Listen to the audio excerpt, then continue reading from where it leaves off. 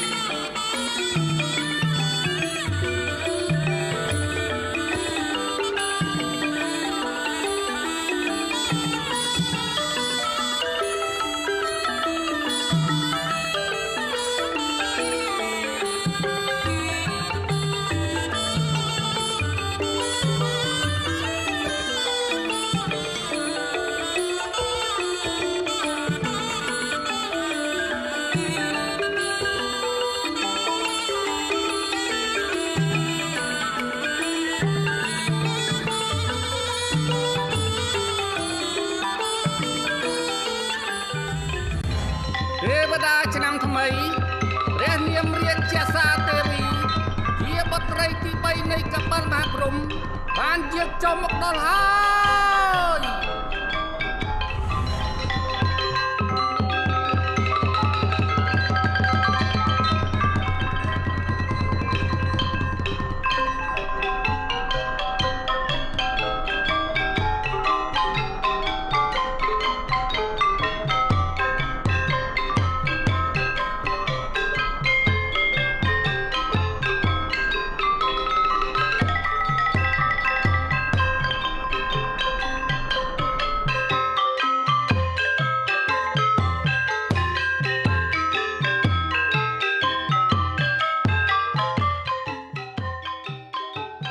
ខ្ញុំម្ចាស់សូមក្រាបថ្វាយបង្គំម្ចាស់បងល្អហើយម្ចាស់អូន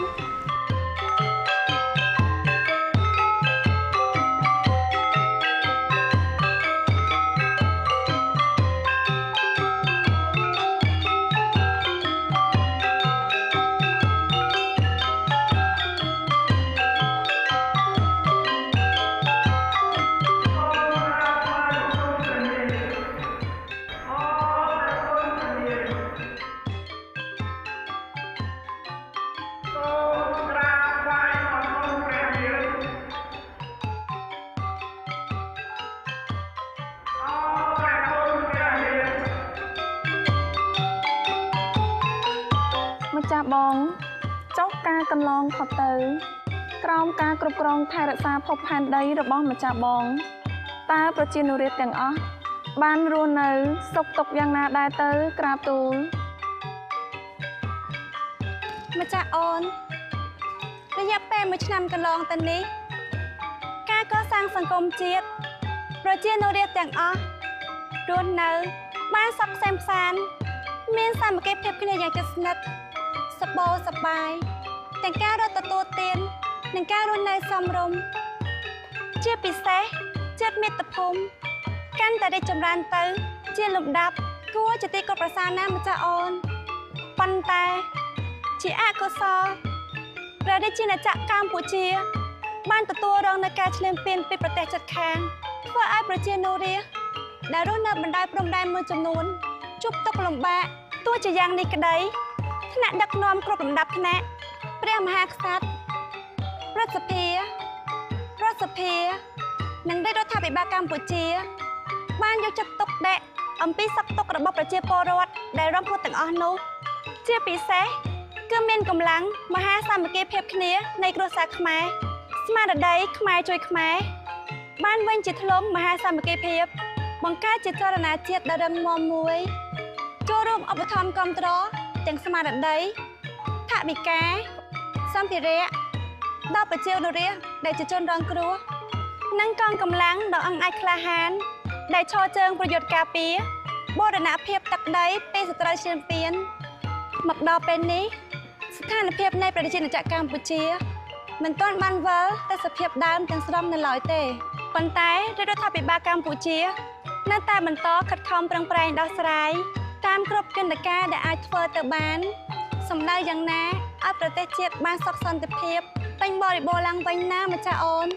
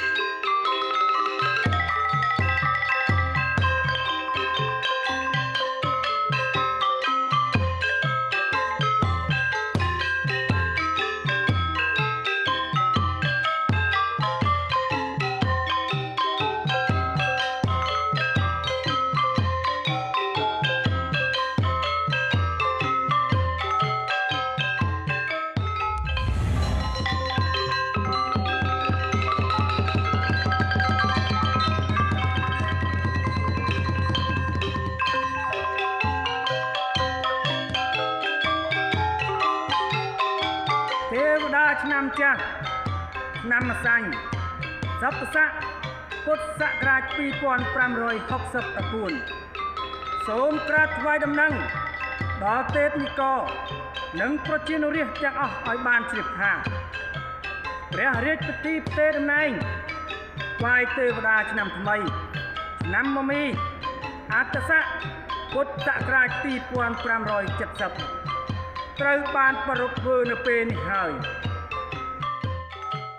បបិទ្ធព្រះនាងណាំចាស់កន្លងផុតទៅប្រជានុរាស្ត្រក្នុងដែនទឹកទាំងមូលបានកំពុងតែរស់នៅក្នុងសុខសន្តិភាពការអភិវឌ្ឍរីកចម្រើនការកសាងគ្រប់ហេដ្ឋារចនាសម្ព័ន្ធជាតិមានសាលារៀនស្ពានណលផ្លូវទឹកផ្លូវអាកាសសំណង់អគារតូចធំវត្តអារាមប្រព័ន្ធធារាសាស្ត្រគ្របដណ្ដប់គ្រប់សង្គមជនបទដោយតែប្រមុខរាជរដ្ឋាភិបាលកម្ពុជាកំពុងអភិវឌ្ឍសពថ្ងៃនេះតើទោះបីជាប្រជាណាចក្រកម្ពុជាបានទទួលនៅរងការបំពានបូរណភាពទឹកដីពីប្រទេសជិតខាងក្តីក៏ដំណើរការនៃការអភិវឌ្ឍនៅតែបន្តពុំមានឈរឈប់ឡើយសូមឲ្យប្រជាណាចក្រកម្ពុជាចម្រុងចម្រើនលូតលាស់និងមានសាមគ្គីភាពជាតិក្នុងសេចក្តីថ្លៃថ្នូរសុខដុមរមនាពីពេលនេះតទៅហើយ អ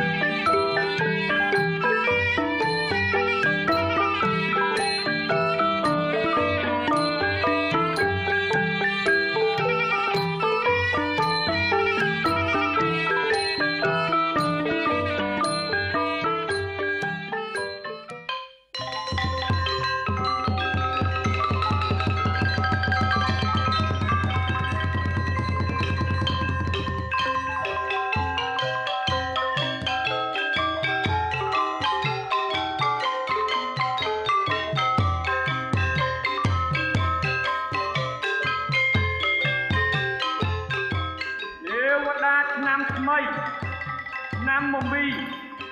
អត្តស័កពុទ្ធសករាជ2570ព្រះនាមរាជសាទេវីជាបុត្រីទី3នៃកបិលមហាព្រហ្មសូមប្រកាសទទួលតំណែងគ្រប់គ្រងភពផែនដីបន្តវេនពីទេវតាឆ្នាំចាស់ចាប់តាំងពីពេលនេះតទៅហើយហើយសាងមុខជនទាំងឡាយអើយអស់រយៈពេល3ថ្ងៃ3យប់នេះតទៅចូលអ្នកខិតខំសន្សំកុសលជំរះនៅមន្ទិលសៅមងទាំងឡាយតាំងចិត្តរក្សាសិលលៀងកំហុសខុសឆ្គងទាំងឡាយដែលបានធ្វើឆ្គំឆ្គងកន្លងមកជាមួយនឹងអ្នកមានគុណគ្រូបាអាចារ្យជាមួយចាក់ទុំញាតិមិត្តបងប្អូនដោយប្រការណាមួយនោះលាចាក់ឲ្យអស់នៅចិត្តលោភៈទោសៈមោហៈនិងអស្មិមិនៈដែលមានក្នុងខ្លួនឲ្យត្រូវប្រព្រឹត្តតែអំពើណាដែលប្រកបទៅដោយគុណធម៌សិលធម៌សច្ចធម៌ព្រហ្មវិហារធម៌មេត្តាករុណាមុទិតានិងឧបេក្ខាជានិច្ចរួមជាមួយសតិបញ្ញាស្មារតីឆ្លៀសវៃនិងឈានទៅកាន់ភាពសម្បូររុងរឿងក្នុងឆ្នាំថ្មីនេះទេវតាឆ្នាំថ្មីសូមប្រសិទ្ធពរជ័យទាំង4ប្រការគឺអាយុវណ្ណៈសុខៈពលៈចូលកើតមានដល់មនុស្សលោកទូទាំងចម្ពោះទ្វីបទាំងមូលសូមឲ្យព្រះរាជាណាចក្រកម្ពុជាបានចម្រើនលូតលាស់ពំពោះកើនកានលើទឹកដីអង្គរដ៏ល្អបបរប្រជារាស្ត្របានសុខសេមសាន្តកូនខ្មែររួមប្រាណសាមគ្គីគ្នាឲ្យបានសុខដុមរមនានៃមជ្ឈដ្ឋាននានាបានសុខតទៅអង